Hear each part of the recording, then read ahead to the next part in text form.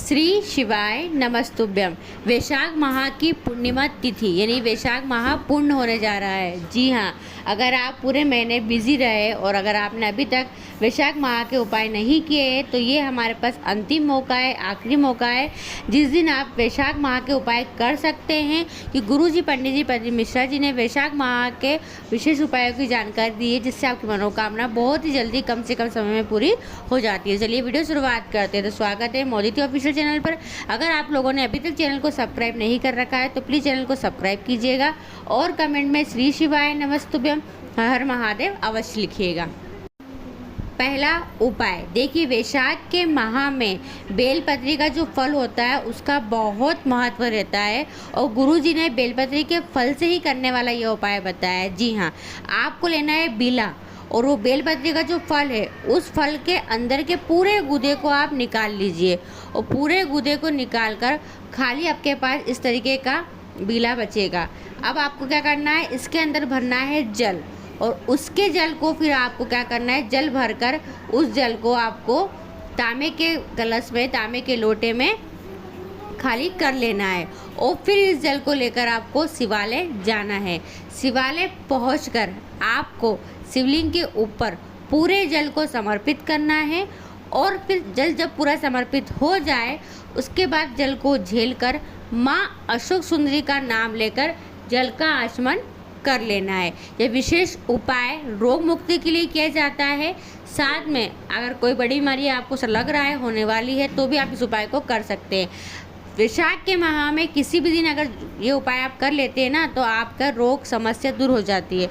तो अगर आपने अभी तक नहीं किया है तो ये अंतिम मौका है वैशाख माह की पूर्णिमा पर रोग मुक्ति के लिए, स्वस्थ रहने के लिए, खुशहाल रहने के लिए आप ये उपाय कर सकते हैं। दूसरा उपाय, वैशाख माह का ये महा उपाय है और ये घर के प्रत्येक व्यक्ति की सुख शांति समृद्धि के लिए और घर में खुशहाल लाने के लिए, घर में खुशी की सहनाई बजाने के लिए, कह सकते हैं कि घर का प्रत्येक व्यक्ति की मनोकामना पूर्ति के लिए आपको यह विशेष उपाय करना है। जी हाँ, आपको क्या करना है, सबसे विशेष बात यह है कि वैशाख माह में माटी के बर्तन का जो जल होता है उसका बहुत विशेष महत्व रहता है। तो अगर आपने अभी तक महादेव को मिट्टी के पात्र का जल समर्पित नहीं किया है तो ये उपाय तो आप अवश्य करना, क्योंकि ये हमारे पास अंतिम मौका है। क्या करेंगे, माटी के पात्र का जल तांबे के कलश में डाल लीजिएगा, चाहे वो मटकी का हो या फिर मटकी अगर आपके पास नहीं भी हो तो दीपक ले सकते हैं। दीपक को पानी में भिगो दे, रात भर भिगो रहे और अगले दिन आप उसका जल कलश में डाल लीजिए। कलश में डालकर आपको क्या करना है, घर में जितने भी सदस्य रहते हैं सभी का हाथ स्पर्श कराना है उस कलश से। जी हाँ, सभी को कहे कि वो कलश पकड़ ले और अगर कोई एक व्यक्ति उस कलश को लेकर शिवालय जाए, कुंदकेश्वर महादेव का नाम लेकर पूरे जल को शिवलिंग पर समर्पित कर दे। समर्पित कर कर जल को झेल ले और झेल कर लाकर सबसे पहले घर के मुख्य द्वार पर छींट दे और उसके बाद घर के प्रत्येक व्यक्ति को उस जल का आचमन करा दे, उस जल को पिला दे। बस इतना सा करना है। ये वैशाख माह का महा उपाय था। अगर आप चूक गए, नहीं कर पाए तो आप 23 मई को कर सकते हैं। तीसरा उपाय, अगर आपकी कोई मनोकामना काफ़ी समय से अटकी पड़ी हुई है, पूरी नहीं हो रही है, कह सकते हैं कि बार बार प्रयास करते हो और पर बार बार वो कार्य आपका अटक जाता है, पूरा नहीं हो पाता है, कोई भी मनोकामना हो तो आपको क्या करना है, आपको लेना है कनेर का पुष्प। जी हाँ, गुरुजी ने बताया था वैशाख माह की या तो आप पूर्णिमा ले ले या वैशाख माह की आप प्रदोष ले ले, शिवरात्रि ले ले, आखा तीज ले ले या अमावस ले ले। ये 4-5 बड़ी बड़ी तिथियों पर यह उपाय किया जाता है। मात्र केवल एक कनेर का पुष्प शिवलिंग पर समर्पित करना अपनी मनोकामना को बोलकर, और जब शिवलिंग पर समर्पित करो तो डंडी का भाग आप जहाँ भी बैठ के फूल समर्पित करोगे आपसे विपरीत दिशा की ओर डंडी का भाग होना चाहिए। मात्र केवल एक कनेर का पुष्प आपको श्री शिवाय नमस्तुभ्यम बोलकर समर्पित करना है। साल भर में बाबा आपको इतना धन संपदा से परिपूर्ण कर देंगे, आपकी मनोकामना को पूरे कर दोगे।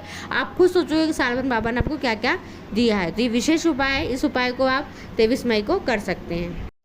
चौथा उपाय, धन संपदा प्राप्ति के लिए, पैसों की तंगी दूर करने के लिए आपको क्या करना है, एक लोटे में जल लेना है और 1 लोटे के जल में आपको 5 बेलपत्री डालना है और 1 कमल गट्टा डालना है और आपको नाम लेना है चंद्रेश्वर महादेव का। जी हाँ, पूर्णिमा तिथि है वैशाख माह की। चंद्रेश्वर महादेव का नाम लेकर उस जल को आपको शिवलिंग पर समर्पित कर देना है। घर के आसपास जो भी शिवलिंग हो वहाँ जाकर शिवलिंग पर पूरा जल समर्पित कर दें। समर्पित करने के बाद 5 बेलपत्री को शिवलिंग के ऊपर ही समर्पित करना है। डंडी जहाँ आप जहाँ बैठे हो अपने से विपरीत दिशा की ओर होगी और आपको कमलगट्टा उसी बेलपत्री के ऊपर समर्पित कर देना है। विशेष उपाय धन संपदा वृद्धि के लिए वैशाख माह की पूर्णिमा तिथि के दिन केवल मात्र प्रदोष काल में ये उपाय किया जाता है। 5वां उपाय, गुरुजी ने कहा है आपकी कोई भी प्रॉपर्टी नहीं है, खुद का मकान नहीं है और आप सोच रहे हो कि हमारा खुद का मकान हो जाए, खुद की प्रॉपर्टी हो जाए, या प्लाट पड़ा हुआ है और उसको पूरा बनाना चाहते हैं, या कह सकते हैं कि किराए के मकान में रह रह के आप परेशान हो गए और खुद का मकान नहीं ले पा रहे हैं, या फिर कह सकते हैं कि समस्या जीवन की समाप्त नहीं हो रही है, तो आपको यह विशेष उपाय करना है। इस उपाय में आपको नियम बनाना है। सबसे पहले आपको ये देखना है कि आपके घर के आसपास कहीं भी बेलपत्री का वृक्ष कहाँ पर है। बड़ा वृक्ष नहीं, छोटा वृक्ष मिल जाए, पर कम से कम 5 से 6 वृक्ष आपको ढूंढना है। जो एक साथ लगे हो तो बहुत अच्छी बात है, और एक साथ नहीं भी लगे हो तो 5 वृक्ष आपको ढूंढ लेना है। फिर उसके बाद क्या करना है, उस वृक्ष को आपको गोद लेना है। अब गोद कैसे लेना है, तो गुरुजी ने बताया है कि आपको रोज़ नित्य प्रतिदिन उस वृक्ष के नीचे जाकर बुआरी लगाना है, झाड़ू लगाना है, सफाई करना है और नियम से करना है कि रोज़ जाए, समय पर पहुंच जाए, रोज़ झाड़ू लगा दे, मतलब बुआरी लगा दे और जो भी पत्तियाँ वगैरह पड़ी है सब साफ़ कर दें और 1 लोटा जल समर्पित कर दे। और आपको हो सके तो प्रयास करें खाद वगैरह डाल दे। कोई वृक्ष हो जो सूख रहा हो बेलपत्री का, बेलपत्री के वृक्ष के नीचे खाद डाल दे। ऐसा आपको नियम से करना है। अब प्रयास करो, आप 10 दिन 15 दिन भी कर सको तो बहुत अच्छी बात है, और अगर नहीं तो आप नियम बना ले कि 1 दिन छोड़कर 1 दिन जा सके। आप करके देखना। गुरुजी ने कहा है 3 से 4 महीने के बाद आप खुद गुरुजी को पत्र लिखकर भेजेंगे कि हमारा खुद का मकान हो गया है, हमारी जो प्रॉपर्टी पड़ी थी वहाँ पर हमने मकान बना लिया है। तो खुद का मकान प्राप्त करना चाहते हैं, बनाना चाहते हैं तो वैशाख माह की पूर्णिमा से शुरुआत करो। बहुत शुभ दिन है और बाबा से प्रार्थना करना है कि बाबा मैं इस कार्य को करने जा रहा हूँ, बिना किसी विघ्न बाधा के कार्य मेरा पूर्ण हो जाए। 6वां उपाय, जिनकी आंखों की रोशनी कमज़ोर है। जी हाँ, आंखों की रोशनी कमज़ोर है, चश्मा नहीं उतर रहा है, चश्मा बड़े नंबर का लगा हुआ है, आंखें दर्द करती है या आंखों में कोई बड़ी बीमारी का भय है, डर है, तो आप यह उपाय करें। आपको क्या करना है, आप रोज शिवालय जाते हैं, 1 लोटा जल लेकर जाओ, जल समर्पित कर दो। जल समर्पित करने के बाद जल जहाँ से बहकर नीचे गिरता है उस नीचे वाले स्थान पर आपको अपने सीधे हाथ की हथेली लगाना है, श्री शिवाय नमस्तुभ्यम बोलना है और श्री शिवाय नमस्तुभ्यम बोलकर उस हथेली को अपनी दोनों आँखों पर केवल स्पर्श करा लेना है और ये नियम से करना आप, तो आँखों की रोशनी तेज होगी, चश्मा उतर जाएगा। प्रयास कीजिएगा, इस उपाय को लगातार 21 दिन तक आप अवश्य कीजिएगा। 7वां उपाय, बहुत ज़्यादा रोगीला शरीर है, बिल्कुल भी स्वस्थ नहीं रहते, या कह सकते हैं कि दवाइयाँ चल रही है, दवाइयाँ समाप्त नहीं हो रही है, मतलब दवाइयों का सेवन करना ही पड़ता है, कभी क्या दवाई कभी क्या दवाई, दवाई पीछे नहीं छोड़ रही है, शरीर स्वस्थ नहीं रह पा रहा है, निरोगी काया नहीं रह पा रही है, तो आप क्या करें, आपको एक नियम धारण करना है। इसमें भी नियम और बहुत सरल नियम है। क्या करना है, देखिए, जहाँ से जल बह के जाता है नीचे गिरता है, उस स्थान से जहाँ पर जल नीचे गड्ढे में गिरता है उस स्थान के बीच के भाग की आपको सफाई करना है केवल। जी हाँ जी, जैसे जल यहाँ से बह के नीचे गिर रहा है तो यहाँ से लेकर जल ये गड्ढे में जहाँ तक गिरता है यहाँ तक आपको पूरी सफाई कर देना है। जो भी पत्ती फूल पत्ती चावल वगैरह पड़े हो उन सबको आपको साइड कर देना है, हटा देना है। सफाई करने के बाद उस स्थान पर केवल एक चंदन की आपको बिंदी लगा देना है, और वो चंदन पीला भी हो सकता है, लाल भी हो सकता है। चंदन की बिंदी लगा दे, बस इतना आप नियम से करें, फिर देखिएगा आपकी दवाइयाँ आपका पीछा छोड़ देगी। तो ये कुछ विशेष उपाय है जो वैशाख माह की पूर्णिमा पर आप कर सकते हैं।